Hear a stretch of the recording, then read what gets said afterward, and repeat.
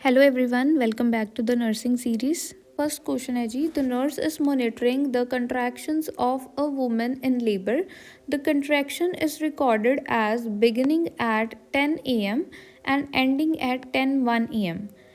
Another begins at 10:15 am. The nurse recognizes that the frequency of the contractions is.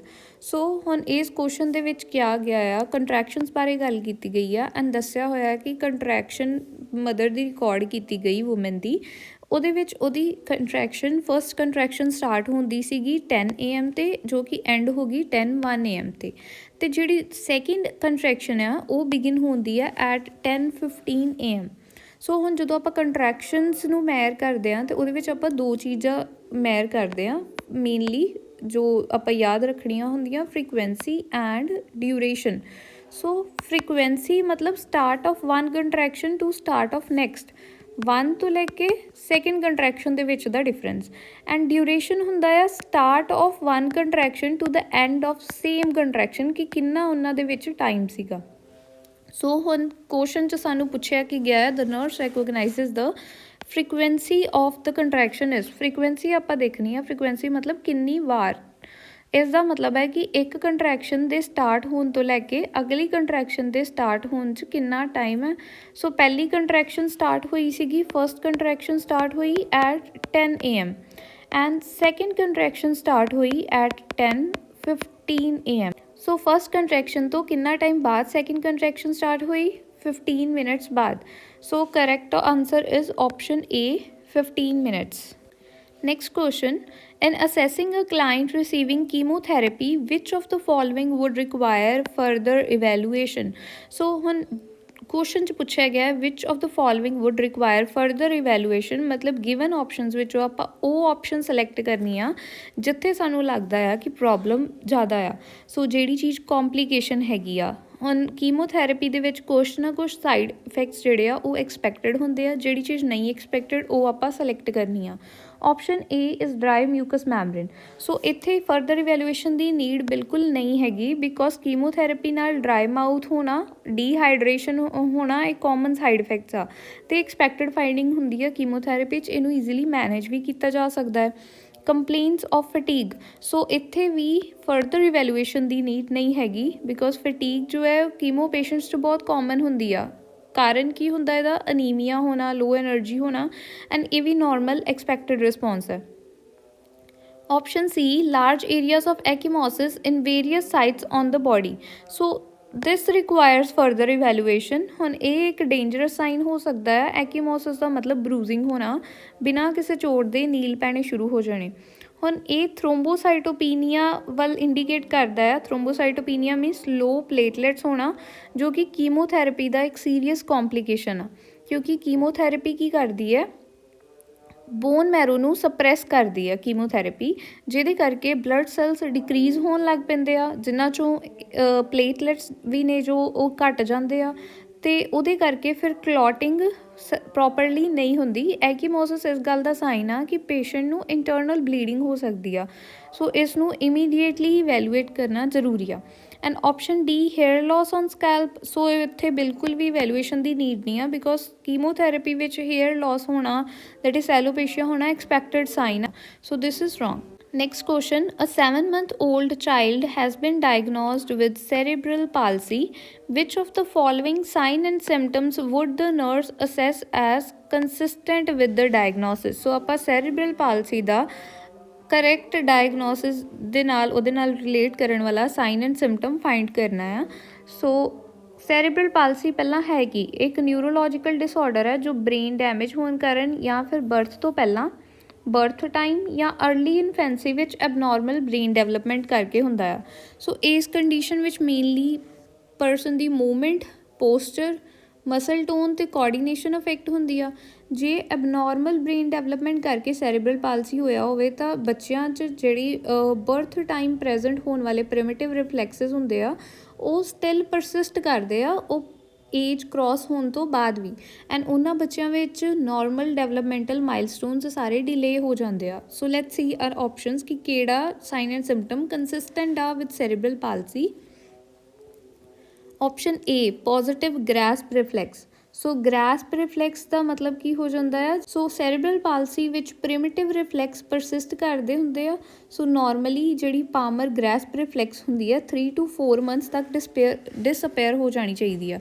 But question 'ਚ ਕੀ mention ਕੀਤਾ ਹੋਇਆ ਹੈ, 7 month old child. ਸੋ 7 month old baby 'ਚ ਜੇ ਇਹ ਗ੍ਰੈਸਪ reflex ਜਿਹੜੀ ਆ ਪ੍ਰੈਜ਼ੈਂਟ ਹੈਗੀ ਆ, ਸੋ ਇਹ ਇੰਡੀਕੇਟ ਕਰਦੀ ਆ ਨਿਊਰੋਮੋਟਰ ਡਿਲੇ, ਜੋ ਕਿ ਸੈਰੀਬਰਲ ਪਾਲਸੀ ਨਾਲ ਕੰਸਿਸਟੈਂਟ ਆ। ਸੋ ਦਿਸ ਇਜ਼ ਕਰੈਕਟ, ਜੋ ਰਿਲੇਟ ਕਰਦਾ ਪਿਆ ਸੈਰੀਬਰਲ ਪਾਲਸੀ ਨਾਲ।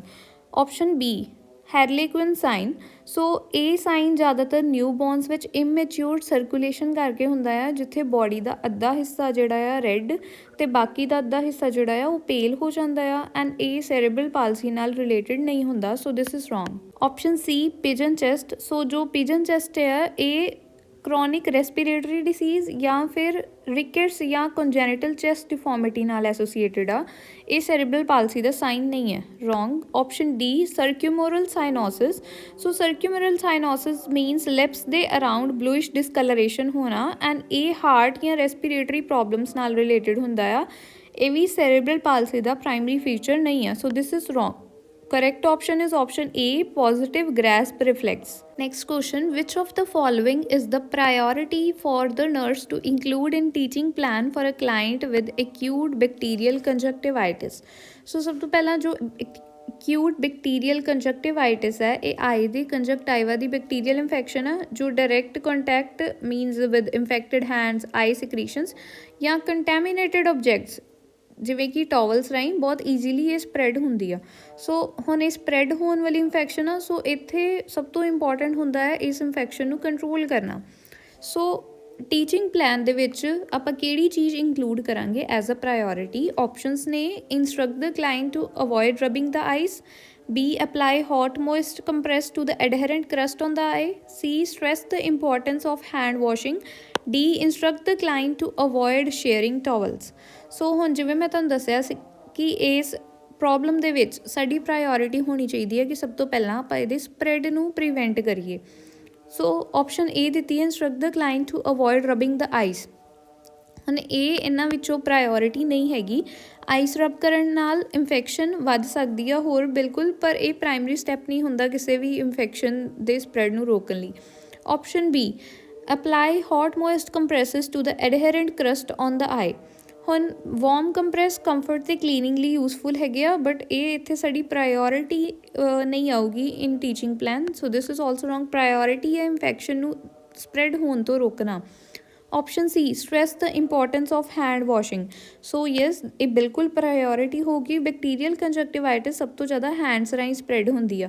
ਪ੍ਰੋਪਰ ਹੈਂਡ ਵਾਸ਼ਿੰਗ ਨਾਲ ਸੈਲਫ ਇਨਫੈਕਸ਼ਨ ਅਤੇ ਦੂਸਰਿਆਂ ਨੂੰ ਸਪਰੈਡ ਹੋਣ ਤੋਂ ਰੋਕਿਆ ਜਾ ਸਕਦਾ ਆ। ਸੋ ਇਸ ਕਰਕੇ ਇਹ ਨੰਬਰ 1 ਪ੍ਰਾਇਓਰਿਟੀ ਟੀਚਿੰਗ ਪੁਆਇੰਟ ਆਊਗਾ। Option D instruct the client to avoid sharing towels. So ਇਹ ਵੀ ਇੰਪੋਰਟੈਂਟ ਆ, ਬਟ ਸੈਕੰਡਰੀ ਆ, ਪ੍ਰਾਇਓਰਿਟੀ ਨਹੀਂ ਹੋਗੀ। ਟਾਵਲਸ ਸ਼ੇਅਰ ਨਾ ਕਰਨਾ ਜ਼ਰੂਰੀ ਹੈ, ਪਰ ਇਸ ਤੋਂ ਪਹਿਲਾਂ ਹੈਂਡ ਹਾਈਜੀਨ ਆਊਗੀ, ਸੋ ਜਿਹਦੇ ਨਾਲ ਆਪਾਂ ਇਨਫੈਕਸ਼ਨ ਦੇ ਸਪਰੈਡ ਨੂੰ ਰੋਕ ਸਕੀਏ। So correct option is option C. Next question, post procedure nursing interventions for electroconvulsive therapy include which of the following? So post procedure nursing intervention ਪੁੱਛੀ ਆ, procedure ਤੋਂ ਬਾਅਦ ਕੀ ਕਰੋਗੇ in case of electroconvulsive therapy? ਹੁਣ ECT ਇਸ procedure 'ਚ brain ਨੂੰ current ਦੇ ਕੇ ਸੀਜ਼ਰਸ ਇੰਡਿਊਸ ਕੀਤੇ ਜਾਂਦੇ ਆ ਥੈਰਾਪਿਊਟਿਕ ਪਰਪਸ ਲਈ। ਇਸ ਪ੍ਰੋਸੀਜਰ ਤੋਂ ਕੁਛ ਟਾਈਮ ਬਾਅਦ ਪੇਸ਼ੈਂਟ ਬਹੁਤ ਜ਼ਿਆਦਾ ਕਨਫਿਊਜ਼ਡ ਹੁੰਦਾ ਆ, ਥੋੜ੍ਹਾ ਡਿਸਓਰੀਐਂਟਡ ਵੀ ਹੁੰਦਾ ਆ। ਸੋ ਨਰਸ ਦੀ ਡਿਊਟੀ ਹੁੰਦੀ ਹੈ ਕਿ ਪ੍ਰੋਸੀਜਰ ਦੇ ਬਾਅਦ ਪੇਸ਼ੈਂਟ ਦੇ ਹੋਸ਼ ਵਿੱਚ ਆਉਣ ਤੱਕ ਉਸ ਦੇ ਕੋਲ ਹੀ ਰਹਿਣਾ ਆ, ਕਿਉਂਕਿ ਪੇਸ਼ੈਂਟ ਫਾਲ ਕਰ ਸਕਦਾ ਆ, ਮਤਲਬ ਕਿ ਐਟ ਸੇਫਟੀ ਰਿਸਕ ਹੁੰਦਾ ਆ। ਹੁਣ ਕੁਐਸਚਨ 'ਚ ਪੁੱਛਿਆ ਗਿਆ ਹੈ ਪੋਸਟ ਪ੍ਰੋਸੀਜਰ ਨਰਸਿੰਗ ਇੰਟਰਵੈਂਸ਼ਨ ਕੀ ਹੋਊਗਾ। Let's see our options. Option A expecting long term memory loss. So ਇਹ ਵੀ ਇਨਕਰੈਕਟ ਹੈਗਾ ਆ। ECT ਤੋਂ ਬਾਅਦ ਆਪਾਂ temporary short term memory loss expect ਕਰਦੇ ਹਾਂ, but long term memory loss expected ਨਹੀਂ ਆ। ਸੋ ਇਹ ਕਰੈਕਟ ਇੰਟਰਵੈਂਸ਼ਨ ਨਹੀਂ ਹੈ, wrong. Option B remaining with the client until oriented. So ਜਿੱਦਾਂ ਮੈਂ ਤੁਹਾਨੂੰ ਦੱਸਿਆ ਸੀਗਾ ਕਿ ECT ਤੋਂ ਬਾਅਦ ਜਿਹੜਾ ਪੇਸ਼ੈਂਟ ਆ ਉਹ ਡਿਸਓਰੀਐਂਟਡ ਹੁੰਦਾ ਆ, ਕਨਫਿਊਜ਼ਡ ਹੁੰਦਾ ਆ, ਸੋ ਜਿਹਦੇ ਕਰਕੇ ਸੇਫਟੀ ਰਿਸਕ ਹੁੰਦਾ ਆ। ਹੁਣ ਪੇਸ਼ੈਂਟ ਫਾਲ ਕਰ ਸਕਦਾ, ਇੰਜਰੀ ਹੋ ਸਕਦੀ ਆ। ਸੋ ਇਹ ਬਿਲਕੁਲ ਕਰੈਕਟ ਆ, remaining with client until oriented. So patient ਜਿਹੜਾ ਹੈ ਉਹ ਕਨਫਿਊਜ਼ਨ 'ਚ ਆ, ਡਿਸਓਰੀਐਂਟੇਸ਼ਨ 'ਚ ਆ, ਉਹਨੂੰ ਡਰਾਊਜ਼ੀਨੈਸ ਹੋ ਸਕਦੀ ਆ। ਸੋ ਨਰਸ ਨੇ ਕਲਾਇੰਟ ਦੇ ਨਾਲ ਹੀ ਰਹਿਣਾ ਆ ਜਿੰਨੀ ਦੇਰ ਤੱਕ client fully oriented to time place person ਨਾ ਹੋ ਜਾਵੇ, ਤਾਂ ਕਿ ਸੇਫਟੀ ਇਨਸ਼ੋਰ ਕੀਤੀ ਜਾ ਸਕੇ। Option C, applying hard restraints if seizures occur. So ਇਹ ਵੀ ਇਨਕਰੈਕਟ ਹੈਗਾ ਆ ਬਿਲਕੁਲ। ECT ਵਿੱਚ ਸੀਜ਼ਰ ਕੰਟਰੋਲਡ ਅਤੇ ਐਕਸਪੈਕਟਡ ਹੁੰਦੇ ਆ, ਅਤੇ ਇਹ ਕਲਾਇੰਟ ਨੂੰ ਆਲਰੇਡੀ ਮਸਲ ਰਿਲੈਕਸੈਂਟ ਅਤੇ ਜਾਂ ਐਨਸਥੀਜ਼ੀਆ ਦਿੱਤਾ ਗਿਆ ਹੁੰਦਾ ਆ। ਹੁਣ ਹਾਰਡ ਰਿਸਟ੍ਰੇਨਟਸ ਯੂਜ਼ ਕਰਨਾ ਡੇਂਜਰਸ ਆ, ਇਹਦੇ ਨਾਲ ਫ੍ਰੈਕਚਰ ਹੋ ਸਕਦੇ ਆ। So this is wrong. Option D, expecting the client to sleep for 4 to 6 hours। ਹੁਣ ਇਹ ਵੀ ਬਿਲਕੁਲ ਰੋਂਗ ਆਪਸ਼ਨ ਆ। ਕਲਾਇੰਟ ਥੋੜ੍ਹਾ ਟਾਈਮ ਲਈ ਡਰਾਊਜ਼ੀ ਹੋ ਸਕਦਾ ਹੈ ਜਾਂ ਥੋੜ੍ਹਾ ਕੁ ਟਾਈਮ ਲਈ ਰੈਸਟ ਕਰ ਸਕਦਾ ਹੈਗਾ, ਪਰ 4 to 6 hours ਦੀ ਡੀਪ ਸਲੀਪ ਐਕਸਪੈਕਟਡ ਨਹੀਂ ਹੈਗੀ। So this is also wrong. Correct option is remaining with the client until oriented. Next question. The most accurate description the nurse could give a colleague about thyroid scan is that it is। So thyroid scan ਦੀ best description ਕੀ ਹੈ? ਹੁਣ thyroid scan 'ਚ patient ਨੂੰ ਥੋੜ੍ਹੇ ਜਿਹੇ amount 'ਚ radio active iodine ਦਿੱਤਾ ਜਾਂਦਾ ਆ। ਇਹ ਯੂਜ਼ ਕਰਕੇ ਥਾਇਰਡ ਗਲੈਂਡ ਦਾ ਜਿਹੜਾ ਸਟਰਕਚਰ ਹੈ, ਉਹਦੀ ਐਕਟੀਵਿਟੀ ਦੇਖੀ ਜਾਂਦੀ ਆ। ਐਂਡ ਇਹ test mainly thyroid nodules size, shape ਅਤੇ ਸਸਪੈਕਟਡ ਮੈਲੀਗਨੈਂਸੀ ਨੂੰ ਅਸੈਸ ਕਰਨ ਲਈ ਯੂਜ਼ ਹੁੰਦਾ ਆ। ਹੁਣ ਥਾਇਰਡ ਗਲੈਂਡ ਇਸ ਆਇਓਡੀਨ ਨੂੰ ਸੋਕਦਾ ਆ, ਮਤਲਬ ਇਹਦਾ ਅਪਟੇਕ ਕਰਦਾ। ਜਿਹੜੇ ਥਾਇਰਡ ਨੋਡਿਊਲਸ ਹੁੰਦੇ ਆ ਉਹ ਦੋ ਤਰ੍ਹਾਂ ਦੇ ਹੁੰਦੇ ਆ, ਹੌਟ ਐਂਡ ਕੋਲਡ। ਹੌਟ ਨੋਡਿਊਲਸ ਜਿਹੜੇ ਆ, ਜੋ ਹਿੱਸਾ ਜ਼ਿਆਦਾ ਆਇਓਡੀਨ ਨੂੰ ਸੋਖਣ ਦਿਆ ਆ, ਮਤਲਬ ਇੰਕਰੀਜ਼ਡ ਅਪਟੇਕ ਕਰਦਾ ਆ, ਉਹਨੂੰ ਉਹ ਹੌਟ ਨੋਡਿਊਲਸ ਵਾਲਾ ਪਾਰਟ ਹੁੰਦਾ ਆ। ਐਂਡ ਉਹ ਮੇਨਲੀ ਜਿਹੜਾ ਬਿਨਾਈਨ ਹੁੰਦਾ, ਨਾਨ ਕੈਂਸਰਸ ਪਾਰਟ ਹੁੰਦਾ। ਐਂਡ ਕੋਲਡ ਨੋਡਿਊਲਸ ਹੁੰਦੇ ਆ ਜੋ ਹਿੱਸਾ ਆਇਓਡੀਨ ਨੂੰ ਨਹੀਂ ਸੋਕਦਾ ਜਾਂ ਫਿਰ ਬਹੁਤ ਹੀ ਘੱਟ ਸੋਕਦਾ ਪਿਆ ਆ, ਮਤਲਬ ਡਿਕਰੀਜ਼ਡ ਅਪਟੇਕ ਹੋਵੇ, ਉਹਨੂੰ ਕੋਲਡ ਨੋਡਿਊਲ ਕਹਿੰਦੇ ਆ। ਅਤੇ ਮੈਲੀਗਨੈਂਸੀ ਜਿਹੜੀ ਹੈ ਅਕਸਰ ਕੋਲਡ ਨੋਡਿਊਲਸ ਵਿੱਚ ਹੀ ਪਾਈ ਜਾਂਦੀ ਆ, ਕਿਉਂਕਿ cancer cells normal thyroid cells ਵਾਂਗੂ ਆਇਓਡੀਨ ਨੂੰ ਪ੍ਰੋਸੈਸ ਨਹੀਂ ਕਰ ਪਾਉਂਦੇ ਹੈਗੇ।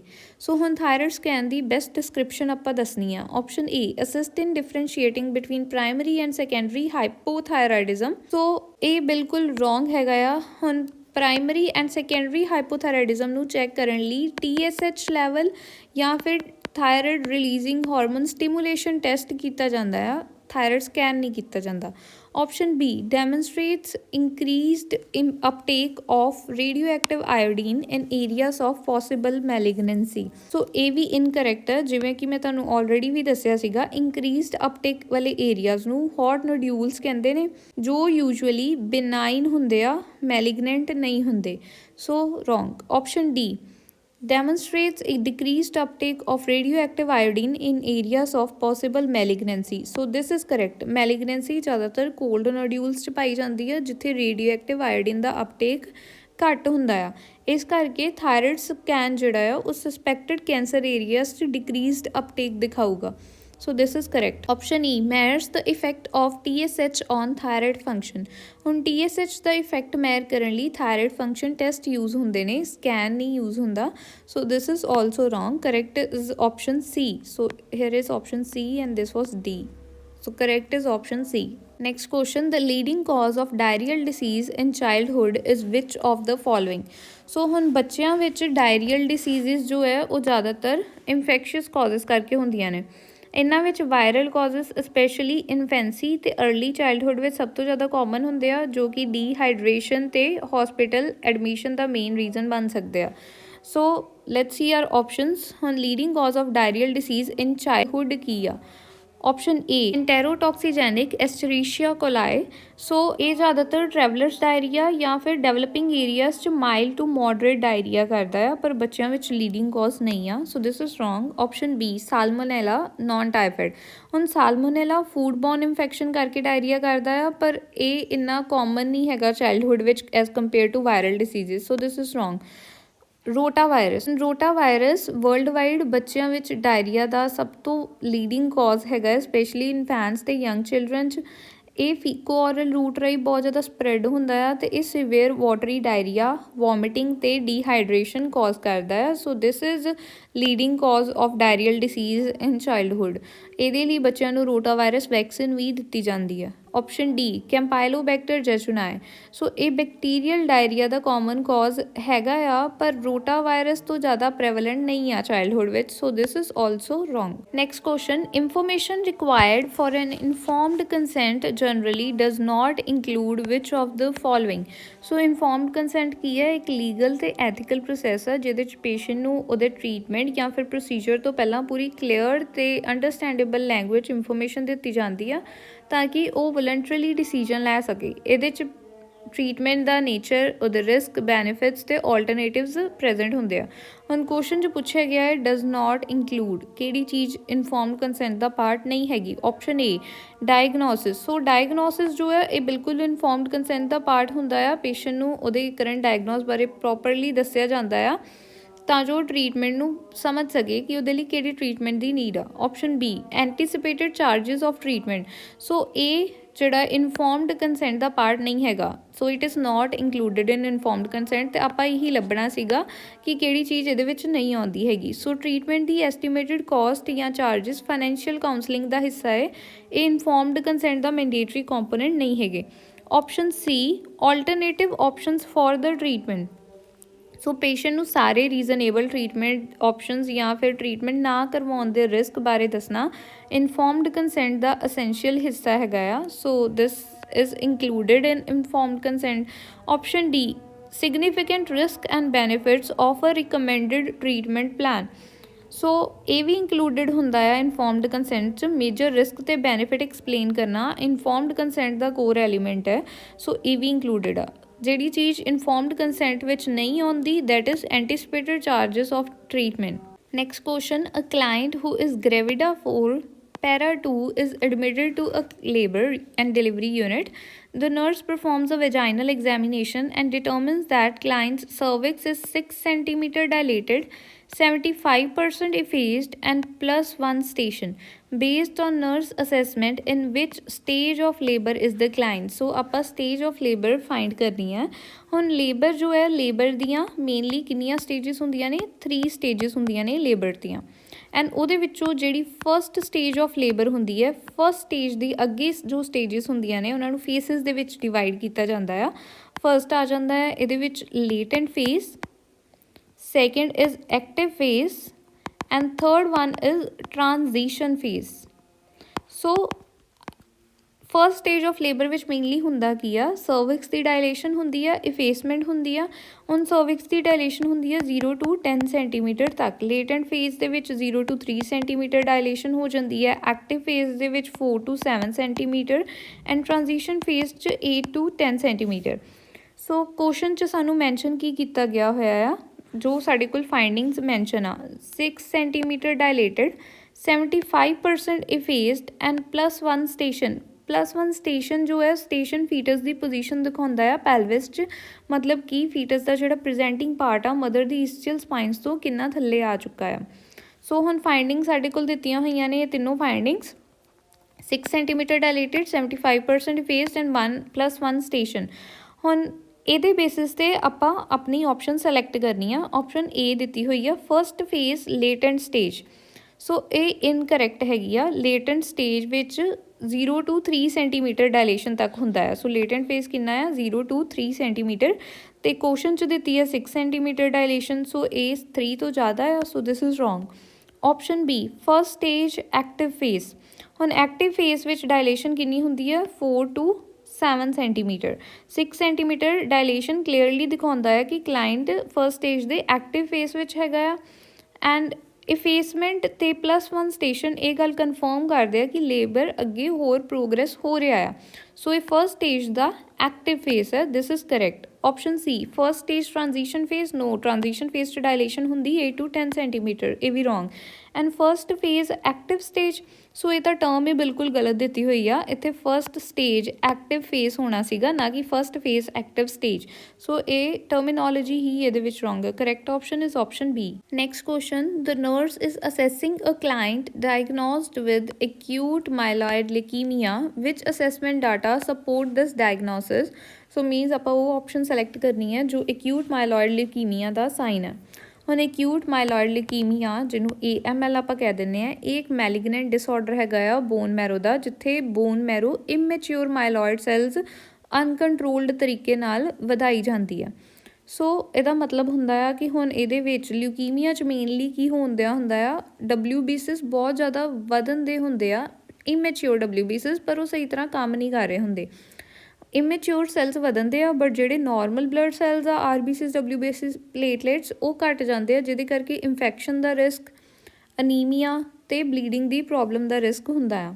ਹੁਣ ਕੁਐਸਚਨ 'ਚ ਪੁੱਛਿਆ which assessment data support this diagnosis. Option A excessive energy and high platelet counts. So ਇਹ ਬਿਲਕੁਲ ਰੋਂਗ ਆ। AML ਵਿੱਚ ਯੂਜੂਅਲੀ ਫਟੀਗ ਹੁੰਦੀ ਹੈ, ਵੀਕਨੈਸ ਹੁੰਦੀ ਹੈ, ਅਤੇ ਪਲੇਟਲੇਟ ਕਾਊਂਟ ਲੋ ਹੋ ਜਾਂਦਾ ਕਿਉਂਕਿ ਇਮੈਚਿਓਰ ਸੈਲਸ ਇੰਕਰੀਜ਼ ਹੁੰਦੇ ਆ, ਬਟ ਜਿਹੜੇ ਨਾਰਮਲ ਆ ਉਹ ਤਾਂ ਡਿਕਰੀਜ਼ ਹੁੰਦੇ ਆ। ਇਹਦੇ ਕਰਕੇ ਐਕਸੈਸਿਵ ਐਨਰਜੀ ਜਾਂ ਫਿਰ ਹਾਈ ਪਲੇਟਲੇਟਸ ਨਹੀਂ ਹੁੰਦੇ, ਉਹ ਸਾਰਾ ਲੋ ਹੁੰਦਾ ਆ। Option B cervical lymph node enlargement and positive acid fast bacillus। So positive acid fast bacillus test ਜੋ ਹੈ ਟਿਊਬਰਕਲੋਸਿਸ ਦੀ ਨਿਸ਼ਾਨੀ ਆ, ਲਿਊਕੀਮੀਆ ਦੀ ਨਹੀਂ। ਐਂਡ ਲਿੰਫ ਨੋਡ enlargement ਵੀ AML ਦਾ ਮੇਨ ਫੀਚਰ ਨਹੀਂ ਹੈਗਾ। So this is also wrong. Option C fever and infection. So AML ਵਿੱਚ ਨਿਊਟਰੋਪੀਨੀਆ ਹੁੰਦਾ ਆ, ਮੀਨਸ ਜਿਹੜਾ WBC ਕਾਊਂਟ ਹੈ ਲੋ ਹੋ ਜਾਂਦਾ ਆ। ਜਿਹੜੇ ਮੈਚਿਓਰ WBCs ਉਹ ਲੋ ਹੋਣ ਕਰਕੇ ਕਲਾਇੰਟ ਨੂੰ ਫਰੀਕੁਐਂਟ ਇਨਫੈਕਸ਼ਨਸ ਹੁੰਦੀਆਂ, ਜਿਹਦੇ ਕਰਕੇ ਫੀਵਰ ਹੁੰਦਾ ਹੈ। ਹੁਣ AML ਦੀ ਟਿਪੀਕਲ ਕਲੀਨਿਕਲ ਫਾਈਂਡਿੰਗ ਹੁੰਦੀ ਹੈ fever and infection. So this is correct. Option D nausea and vomiting. ਹੁਣ ਨੋਜ਼ੀਆ ਵੋਮਿਟਿੰਗ ਲਿਊਕੀਮੀਆ ਵਾਲੇ ਪੇਸ਼ੈਂਟਸ ਵਿੱਚ ਕੀਮੋਥੈਰੇਪੀ ਦੇ ਸਾਈਡ ਇਫੈਕਟਸ ਹੋ ਸਕਦੇ ਆ, ਬਟ AML ਦੇ ਡਾਇਗਨੋਸਿਸ ਦਾ ਪ੍ਰਾਇਮਰੀ ਸਾਈਨ ਨਹੀਂ ਹੁੰਦਾ। So this is also wrong. Correct is option C।